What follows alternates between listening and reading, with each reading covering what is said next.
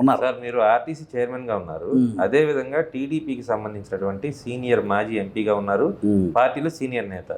మీకు ఉన్న విషయం చెప్పాలి కాబట్టి మీడియా పరంగా మేము కూడా చెప్తున్నాం, మీరు కూడా ఫీడ్బ్యాక్ తీసుకోండి. చెప్పండి. ఈ రాష్ట్రంలో స్త్రీ శక్తి పథకం మీరు సక్సెస్ అయింది అనుకుంటున్నారు. కొంతమంది క్షేత్రస్థాయిలో ఉన్నటువంటి సిబ్బంది నిర్వాహకం వల్ల, వాళ్ళ దురుసు ప్రవర్తన వల్ల ఇదే పథకం ఎందుకు పెట్టారా దేవుడా అని మహిళలు వాపోతున్న పరిస్థితి మీ దృష్టికి వచ్చిందా, రాలేదా?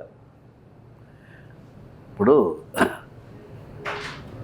బస్సులో ప్రయాణికులు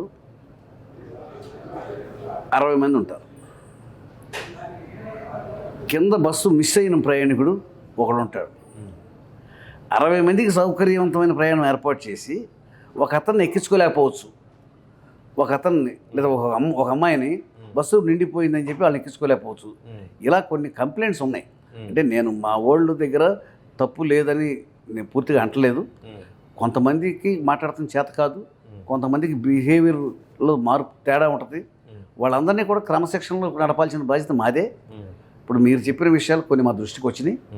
మేము డిపోల వారీగా మొన్న మధ్యన డిఎంల సమావేశం ఏర్పాటు చేసి అందరికీ కూడా ఇవ్వడం జరిగింది.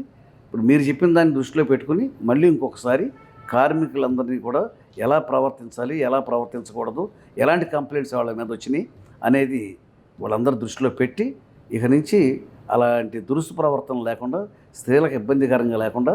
కాబట్టి ఒక విషయాన్ని మీరు గమనించాల్సింది ఏంటంటే, బస్సులు సరిపడా కొత్త బస్సులు వచ్చే వరకు ఉన్న బస్సులని అడ్జస్ట్ చేసుకోవాలి. అంటే అందరికీ ప్రయాణానికి కావాల్సిన బస్సులు మా దగ్గర లేవు. కొత్త బస్సులు వస్తేనే ఈ సమస్య పరిష్కారం అవుతుంది.